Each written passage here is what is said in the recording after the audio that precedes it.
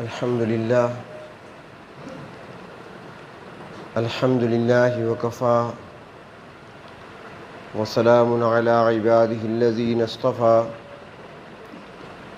أما بعد فأعوذ بالله من الشيطان الرجيم بسم الله الرحمن الرحيم والسماء ذات البروج واليوم الموعود وشاهد ومشهود صدق الله مولانا العظيم اللهم صل على سيدنا محمد وعلى آل سيدنا محمد وبارك وسلم۔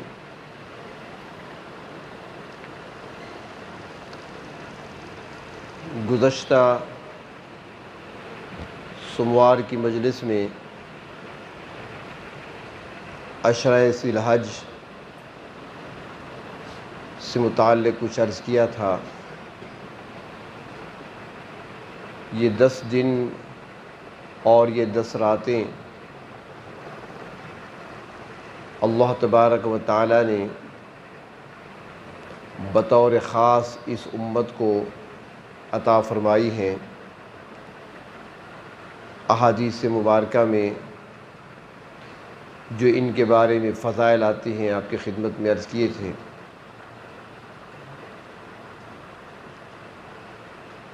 اس پورے عشرے کی فضیلت الگ ہے، اور اس عشرے میں 9 تاریخ جس کو یوم عرفہ کہا جاتا ہے اس کی فضیلت الگ ہے۔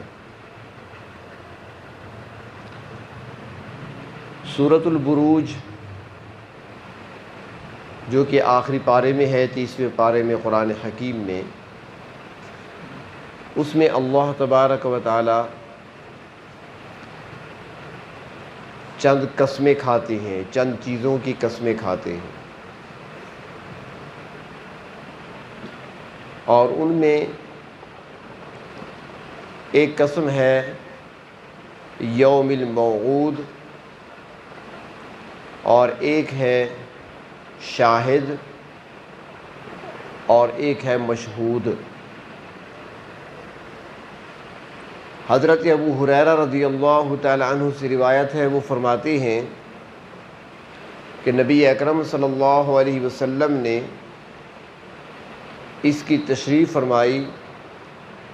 فرمایا کہ یوم الموعود قیامت کا دن ہے۔ جس دن کو شاہد کہا گیا وہ جمعے کا دن ہے، قسم کھائی گئی، اور جس دن کو مشہود کہا گیا وہ یوم عرفہ ہے، یعنی ذی الحج کی 9 تاریخ۔ تو اس دن کو ایک خصوصی فضیلت عطا فرمائی گئی ہے،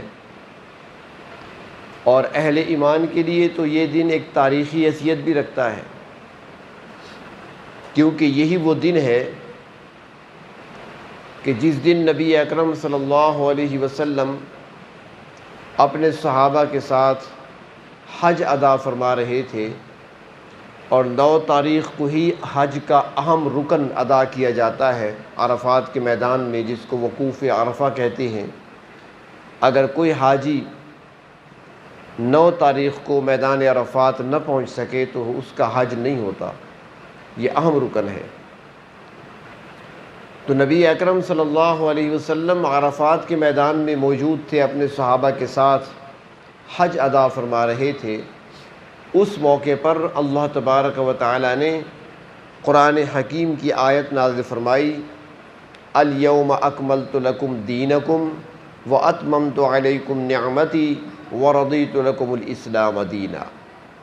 وہ دین کہ جس کا آغاز آدم علیہ السلام سے ہوا تھا، انبیاء علیہ السلام تشریف لاتے رہے اور دین کی تکمیل ہوتی رہی، شریعتیں بدلتی رہیں، کچھ چیزیں منسوخ ہوتی رہیں، کچھ چیزیں ناسخ بن کر آتی رہیں، تو عرفات کے میدان میں نبی اکرم صلی اللہ علیہ وسلم پر اس آیت کو اتار کر اللہ تبارک و تعالی نے اس نعمت کی تکمیل کا اعلان فرمایا اور اہل ایمان کو خوشخبری سنا دی کہ آج تمہارا دین مکمل ہو چکا ہے۔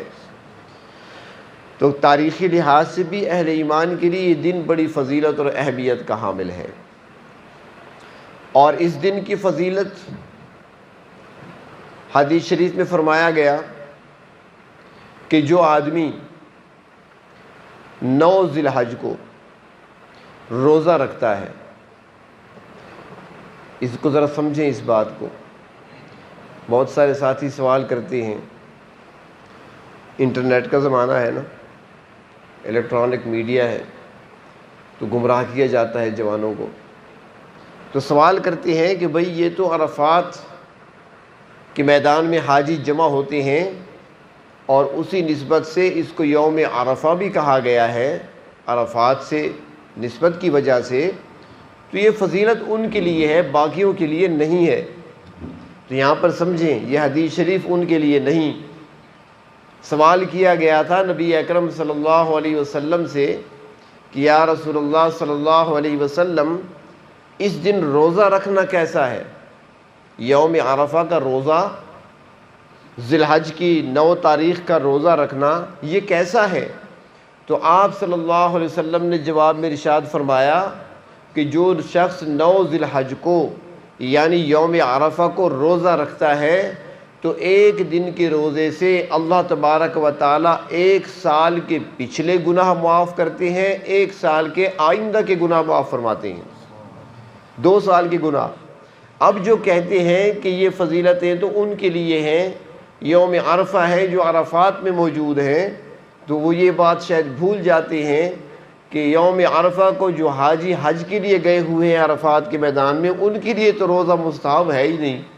یہ روزہ تو ان کے لیے ہے جو حج پہ نہیں جا سکے، جو پاکستان میں رہتی ہیں، جو بنگلہ دیش میں رہتی ہیں، جو کسی اور ملک میں رہتی ہیں، جو حج پہ نہیں گئے، یہ ان کے لیے ہے۔ تو معلوم ہوا کہ یہ فضیلتیں سب کے لیے ہیں، جو جہاں بھی رہتا ہے وہ ان فضیلتوں کو حاصل کر سکتا ہے۔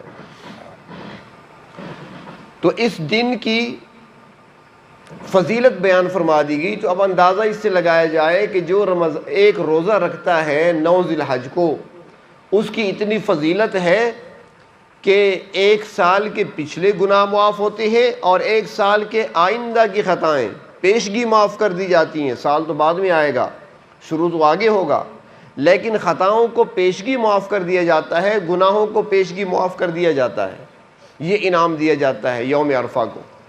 اور فرمایا کہ یہ وہ دن ہے کہ جس دن میں پروردگار عالم اپنے بندوں کی اتنی تعداد میں مغفرت اور بخشش فرماتے ہیں کہ اس دن کے علاوہ باقی کسی دن میں اتنی تعداد میں بندوں کی مغفرت نہیں کی جاتی، یعنی کثرت سے اللہ تبارک و تعالیٰ اپنے بندوں کو معاف فرماتے ہیں اور ساتھ ہی اپنا قرب بھی عطا فرماتے ہیں، لیکن ان بندوں کو جو اللہ کی طرف متوجہ ہوتے ہیں، جو پروردگار عالم کو راضی کرنے کی کوشش میں لگے ہوتے ہیں، جو رب تعالیٰ کی عبادت میں اپنے آپ کو مشغول کر لیتے ہیں، تو اللہ تبارک و تعالیٰ ان کو اپنی رضا بھی عطا فرماتے ہیں۔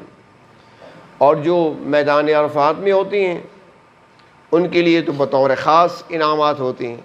حدیث شریف میں آتا ہے کہ پروردگار عالم اپنے فرشتوں سے پوچھتے ہیں کہ یہ بندے کیا چاہتے ہیں، یہ کیا کہہ رہے ہیں؟ تو فرشتے عرض کرتے ہیں اللہ وہ آپ کی رضا چاہتے ہیں، وہ گناہوں کی بخشش چاہتے ہیں، مغفرت چاہتے ہیں، وہ جمع اس لیے ہیں آج۔ اللہ فرماتے ہیں میرے فرشتوں گواہ رہو کہ میں نے ان کے سارے گناہوں کو معاف کر دیا۔ تو وہاں ان کو بھی نوازا جاتا ہے، لیکن جو ان کے ساتھ نسبت رکھتے ہوئے اپنے آپ کو ان دنوں میں عبادت میں مشغول رکھتے ہیں تو رحمت کے چھینٹے ان پہ بھی پڑ جایا کرتے ہیں، محروم وہ بھی نہیں رہا کرتے۔ تو ایک تو 9 ذی الحج کو یہ فضیلت حاصل ہے۔ دوسری بات وہ یہ ہے کہ 9 کا دن جب گزرتا ہے تو 10ویں کی رات آتی ہے، جس کو شب عید کہا جاتا ہے، عید الاضحیٰ کی رات کہا جاتا ہے۔ ایک روایت میں آتا ہے کہ 5 راتیں ایسی ہیں کہ ان 5 راتوں میں اگر کوئی یقین کے ساتھ اور ثواب کی نیت سے عبادت کر لے، جتنی بھی کر لے، اس میں شرط نہیں ہے کہ عشاء کی نماز سے لے کر صبح کی اذان تک، یہ کوئی شرط نہیں ہے، جتنا آسانی سے ہو سکتا ہے، تلاوت تھوڑی سی کر لے، کچھ 2-4 تسبیحات پڑھ لے، سردیاں ہیں، راتیں لمبی ہیں، ذرا زیادہ جاگا جا سکتا ہے، آج کل کا موسم ہے، راتیں چھوٹی ہیں، تو تھوڑا سا کر لیں، آپ جتنا بھی ہو سکے آسانی سے کر لیں۔ تو فرمایا کہ یہ 5 راتیں جو یقین کے ساتھ اور ثواب کی نیت سے عبادت میں مشغول رہتا ہے تو اللہ تبارک و تعالی اس کے لیے جنت واجب قرار دے دیتے ہیں۔ اب کتنا آسان ہے، مشکل تو کوئی نہیں۔ وہ کہتے ہیں نا کہ ہم تو مائل بکرم ہیں، کوئی سائل ہی نہیں۔ وہ 5 راتیں کون سی؟ فرمایا ایک عید الفطر کی رات، دوسرا شب برات، یہ 2 ہو گئیں جو گزر چکی ہیں، پھر آگے آئیں گی، اور 3 راتیں وہ ہیں جو ابھی ملنے والی ہیں ہمیں، 8 ذی الحج کی رات، 9 ذی الحج کی رات اور بقرہ عید کی رات، یعنی 10 ذی الحج کی رات۔ یہ 3 راتیں اکٹھی ہیں، یہ راتیں ابھی آنے والی ہیں، 8 کی رات بھی آنے والی ہے، 9 کی رات بھی آنے والی ہے، 10ویں کی رات بھی آنے والی ہے۔ اپنے لیے جنت واجب کرا لو، آسان ہے، سیٹیں بک کرا لیں ابھی سے۔ لاہور جاتی ہیں تو پہلے سیٹیں بک کراتے ہیں، یہاں تو جنت کی ٹکٹ مل رہی ہے، تو کیوں ہم پیچھے رہیں۔ اور دوسرا فرمایا کہ جو شخص عیدین کی راتوں میں، 2 راتیں، عید الفطر کی رات اور عید الاضحیٰ کی رات، جسے ہم نے یہ سمجھا ہے کہ تفریح کی رات ہے، بازاروں میں گھومنے کی رات ہے، خریداری کی رات ہے، چاند رات کا نام دے کر پتہ نہیں کیا کیا کرتے ہیں ہم، لیکن فرمایا کہ یہ رات نہ تفریح کی ہے، نہ گھومنے پھرنے کی ہے، نہ خریداری کی ہے، بلکہ اللہ کی طرف متوجہ ہونے کی ہے۔ تو فرمایا کہ جو شخص ان 2 راتوں میں، یعنی دونوں عیدوں کی راتوں میں، اپنی رب کی رضا کے لیے عبادت میں اپنے آپ کو مشغول رکھتا ہے، مصروف رکھتا ہے، عبادت کرتا ہے، تو فرمایا کہ اس دن، جس دن سارے لوگوں کے دل مردہ ہوں گے، اس کے دل کو اللہ تعالیٰ مردہ نہیں ہونے دیں گے، اس کا دل زندہ رہے گا۔ اس دن جس دن باقی لوگوں کے دل مردہ ہوں گے۔ حضرت شیخ الحدیث رحمۃ اللہ علیہ اس حدیث شریف کی تشریح میں فرماتے ہیں، وہ فرماتے ہیں کہ اس سے 2 باتیں سامنے آتی ہیں۔ ایک تو اشارہ مل رہا ہے کہ اس دنیا میں جب فتنوں کا دور ہوگا، ہر طرف گمراہی پھیلی ہوگی، حق اور باطل کی تمیز مٹ چکی ہوگی، لوگ گمراہی کی طرف دعوت دے رہے ہوں گے، صراط مستقیم پر چلنا مشکل ہوگا، صراط مستقیم کی تلاش مشکل ہوگی، حق کی پہچان مشکل ہو جائے گی۔ تو فرمایا کہ جو شخص ان 2 راتوں کو زندہ رکھتا ہے، یعنی جاگتا ہے، جاگ کر اللہ کی عبادت کرتا ہے، فرمایا اس وقت جب فتنوں کی وجہ سے، گمراہی کے پھیلنے کی وجہ سے لوگوں کے دل مردہ ہو چکے ہوں گے، اس کے دل کو اللہ زندہ رکھیں گے اور صراط مستقیم پر ثابت قدم رکھیں گے۔ اور دوسرا فرماتی ہیں کہ وہ اشارہ آخرت کی طرف بھی ہے کہ قیامت کا دن ہولناک دن ہوگا، پریشان کن دن ہوگا، ہر انسان پریشان نظر آئے گا، دل اس دن مردہ ہو چکے ہوں گے۔ فرمایا جب ہر طرف دل مردہ ہوں گے، خوف و ہراس ہر بندے پر طاری ہوگا، نہ معلوم میرے ساتھ کیا ہوگا، آج فیصلہ کس طرح ہوگا، مجھے کس طرف بھیجا جائے گا، کہیں جہنم کی طرف فرشتے گھسیٹ کر نہ لے جائیں مجھے۔ ہر شخص پریشان ہوگا، خوف زدہ ہوگا، دل کانپ رہا ہوگا، دل ڈوب رہا ہوگا۔ تو فرمایا کہ اس دن اللہ تبارک و تعالی ان 2 راتوں میں جاگنے والے کے دل کو زندہ رکھیں گے، مردہ نہیں ہونے دیں گے، اسے اطمینان رہے گا، سکون سے رہے گا، مطمئن رہے گا۔ کتنا آسان ہے، جتنی آپ سے ہو سکتا ہے۔ شرط بھی نہیں رکھی گئی کہ 1000 رکعت نفل پڑھو، کوئی شرط نہیں ہے۔ آدھا یعنی 15 پارے تلاوت کرو، یہ شرط بھی نہیں ہے۔ اتنے 1000 مرتبہ فلاں چیز پڑھو، اتنی تسبیحات پڑھو، کوئی شرط نہیں رکھی گئی، جتنا ہو سکتا ہے جتنا آسانی سے آپ کر سکتے ہیں، جتنی تسبیحات آپ پڑھ سکتے ہیں آسانی سے پڑھ لیں۔ اور تیسری چیز وہ ہے تکبیرات تشریق، جو ان دنوں میں بطور خاص پڑھی جاتی ہیں۔ 9 ذی الحج کی صبح سے لے کر 13 ذی الحج کی عصر کی نماز کے بعد تک 23 نمازوں کے بعد تکبیرات تشریق پڑھی جاتی ہیں۔ ایک مرتبہ پڑھنا واجب ہے، مردوں کے لیے بھی اور عورتوں کے لیے بھی۔ مرد بآواز بلند اور عورتیں آہستہ آواز سے۔ اگر گھر میں کوئی غیر محرم نہیں ہے، صرف اپنے بچے ہیں خاتون کے، تو پھر خاتون ذرا اونچی آواز سے پڑھ سکتی ہے بچوں کو ترغیب دلانے کے لیے۔ نماز کے بعد تو واجب ہے، اس کے علاوہ کثرت سے پڑھنا اللہ کو محبوب ہے۔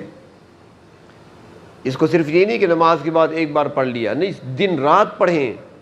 ان دنوں میں اٹھتے بیٹھتے پڑھیں، چلتے پھرتے پڑھیں، بآواز بلند پڑھیں، دوسروں کو ترغیب دیں۔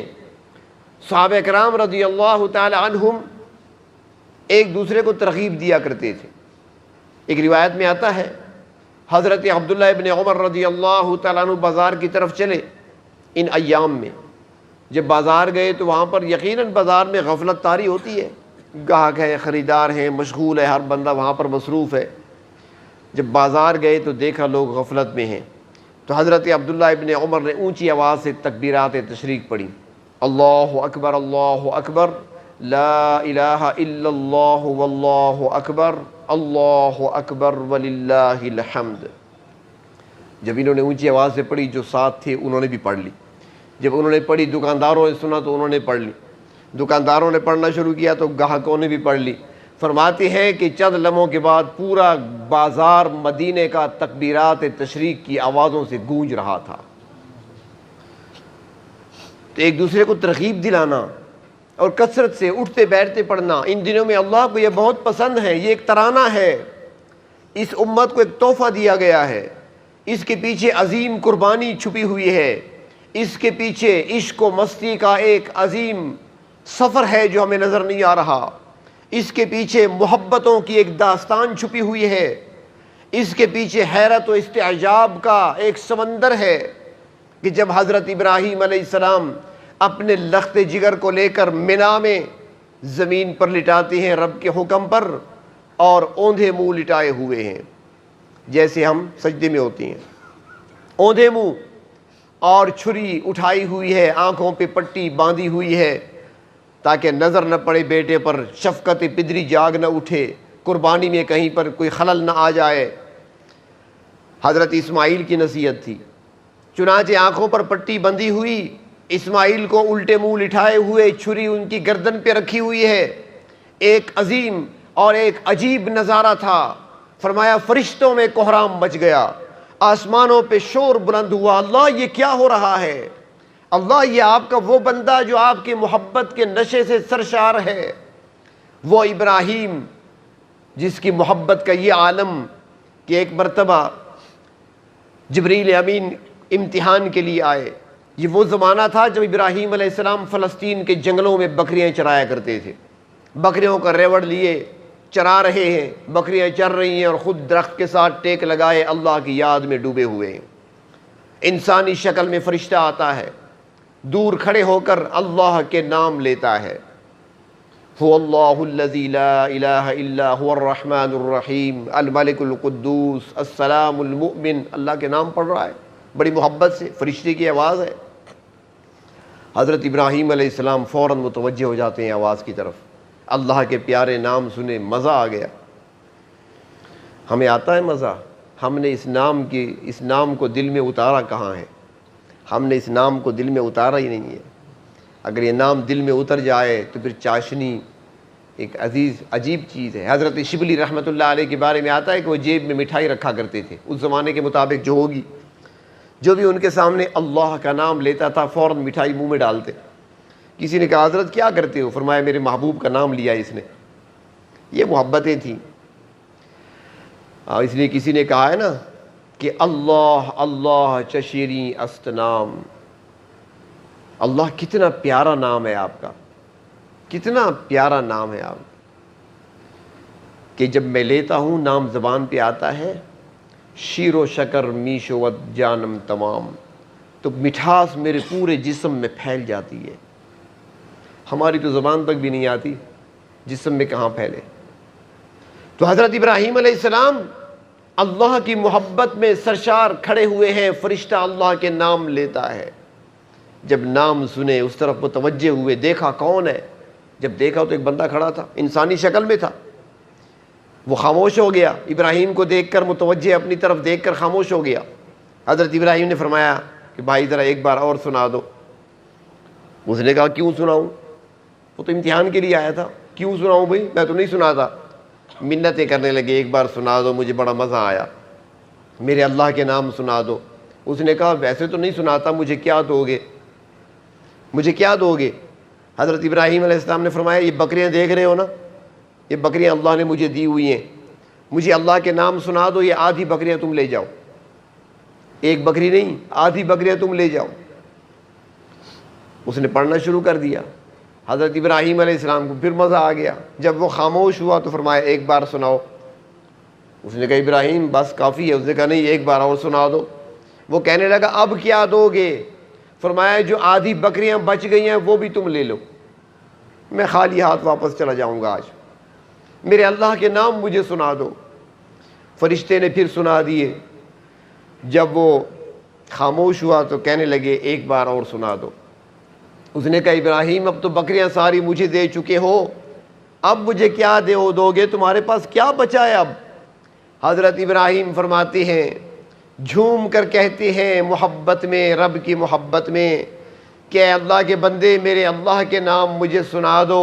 بکریاں ساری تمہیں دے چکا ہوں اور تو دینے کے لیے کچھ نہیں، لیکن میرے اللہ کے نام تم سنا دو.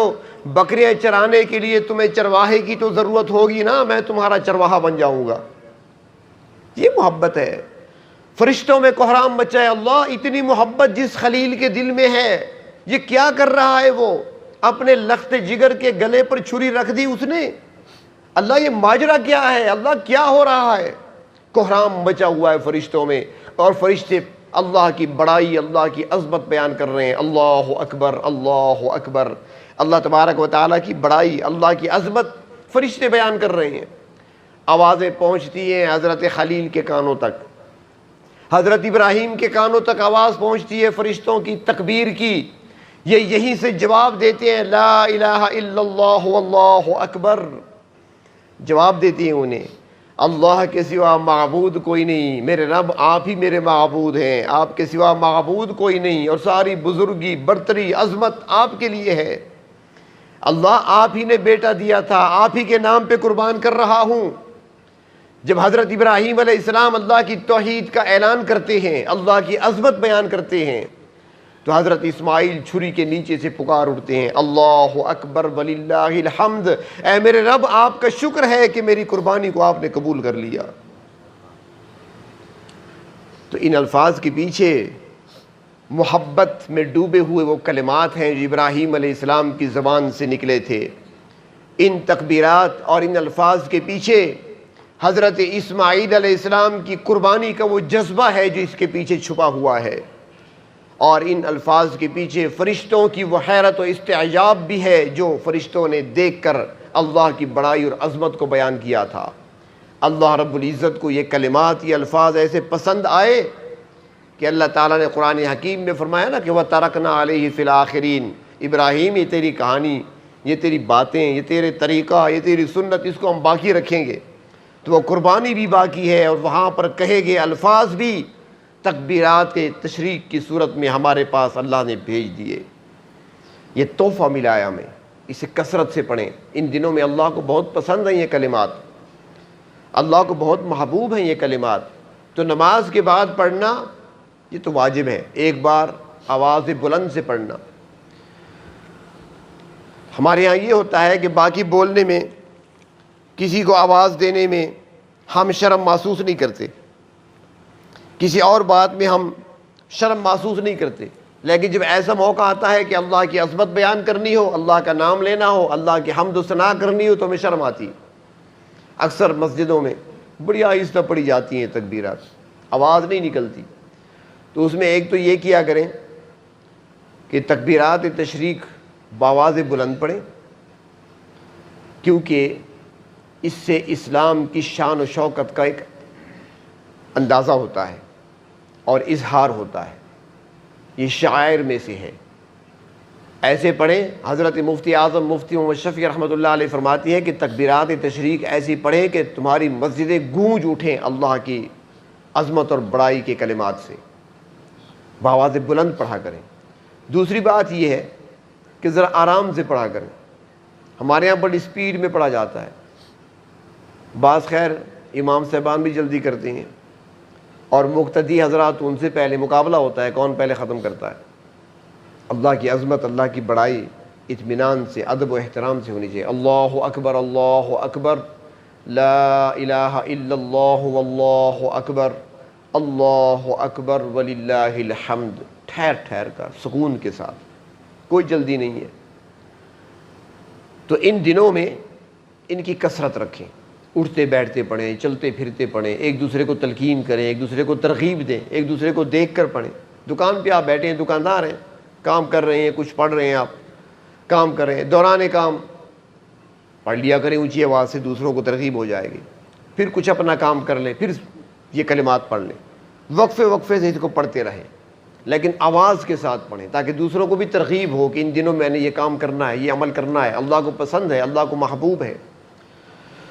تو اللہ رب العزت نے یہ موقع جو ہمیں عطا فرمائے ہیں، ان سے ہم نفع اٹھا لیں، اور اللہ رب العزت ہمیں نوازنا چاہتے ہیں، ہمارے دامن بھرنا چاہتے ہیں، ہماری خطاؤں کو معاف کرنا چاہتے ہیں۔ ہم تو سر سے لے کر پاؤں تک گناہوں میں، خطاؤں میں ڈوبے ہوئے ہیں۔ اللہ تبارک و تعالی ہمیں معاف کرنا چاہتے ہیں، ہماری خطاؤں کو، غلطیوں، لغزشوں کو دھو ڈالنا چاہتے ہیں، صاف کرنا چاہتے ہیں۔ چاہتے ہیں میرے بندے آئیں، اور اللہ تبارک و تعالی تو بہت جلدی راضی ہوتی ہیں، کوئی متوجہ ہو جائے، تھوڑا سا نادم ہو جائے، شرمندگی اختیار کر لے، تو ان دنوں میں اپنے گناہوں کی بھی اللہ تبارک و تعالی سے معافی مانگے۔ اور اس کے لیے بہتر یہ ہے کہ ایک فہرست بنا لیں کہ میں کون کون سے گناہ زیادہ کر رہا ہوں، مجھ سے کون کون سے گناہ ہو رہے ہیں، فہرست بنا لیں، اور پھر ان میں ایک ایک کو دیکھتے رہیں، جو ہو چکا اس پر ندامت کے آنسو بہا لیں، معافی مانگ لیں، اور آئندہ کے لیے اس پر نشان لگا دیں کہ میں نے یہ نہیں کرنا، میں نے یہ گناہ بھی نہیں کرنا، میں نے یہ گناہ بھی نہیں کرنا، نشان لگاتے جائیں۔ آسان سا عمل ہے، آسان سا طریقہ ہے، اور اس طریقے سے آپ بھولیں گے نہیں، آپ کو یاد رہے گا۔ جب یہ ایام گزر جائیں گے تو آپ کو یاد آئے گا، جب وہ غلطی سامنے آئے گی تو آپ کو یاد آئے گا میں نے نشان لگایا تھا اس گناہ پر، میں نے لکیر کھینچی تھی کہ یہ دوبارہ نہیں کروں گا، اب کیوں کر رہا ہوں۔ تو ایک ایسا عہد کریں اپنے ساتھ اور اپنے رب کے ساتھ، اور اس کو نبھانے کی پھر کوشش کریں۔ اور ہم کمزور ہیں، اللہ تعالیٰ سے مدد مانگیں تاکہ اللہ تبارک و تعالی ہماری مدد فرمائیں، اور اس کی مدد کے ذریعے سے ہی ہم اس کی نافرمانی سے بچ سکتے ہیں، شیطان کے داؤں سے بچ سکتے ہیں، نفس کی مکاریوں سے بچ سکتے ہیں۔ اللہ تبارک و تعالی ان ایام کی، ان راتوں کی ہمیں قدردانی نصیب فرمائیں، اور اعمال صالح کی، نیکیاں کرنے کی، اور گناہوں پر آنسو بہانے کی توفیق عطا فرمائیں۔ بخش دے میرے مولا مجھے،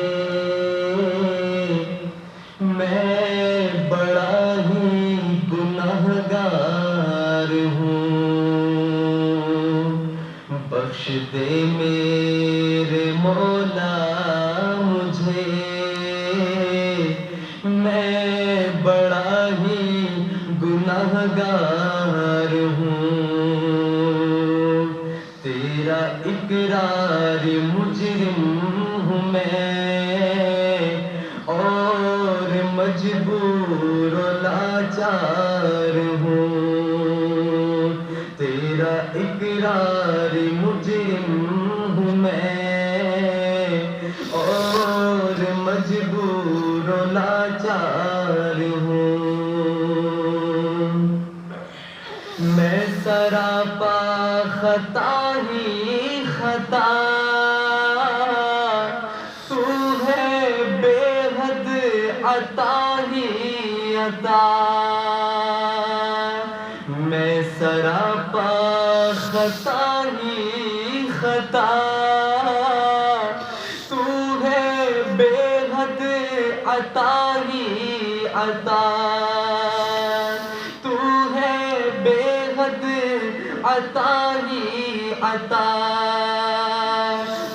تو غفار ستار ہے، میں گناہوں کا انبار ہوں، تو غفار ستار ہے، میں گناہوں کا انبار ہوں، تیرا اقرار مجرم ہوں میں، اور مجبور و لاچار ہوں، یہ بھی سچ ہے کہ گندا ہوں میں،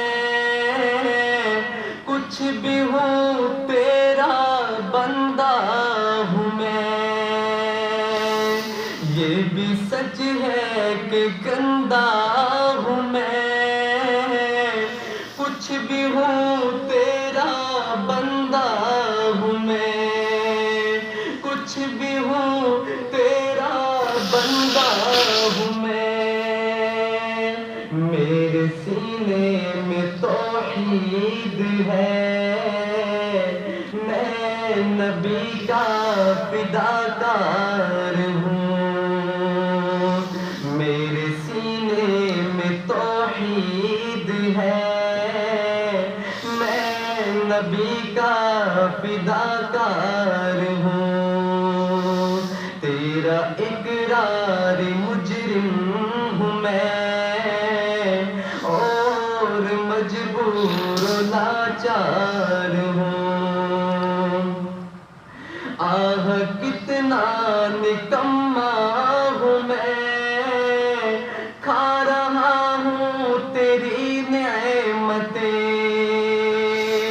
آہ کتنا نکما ہوں میں، کھا رہا ہوں تیری نعمتیں، کھا رہا ہوں تیری نعمتیں، اپنے اعمال بد کے سبب کلفتوں میں گرفتار ہوں، اپنے اعمال بد کے سبب کلفتوں میں گرفتار ہوں، تیرا اقرار مجرم ہوں میں، اور مجبور و لاچار ہوں، بخش دے میرے مولا مجھے، میں بڑا ہی گناہگار ہوں، تیرا اقرار مجرم ہوں میں، اور مجبور و لاچار ہوں۔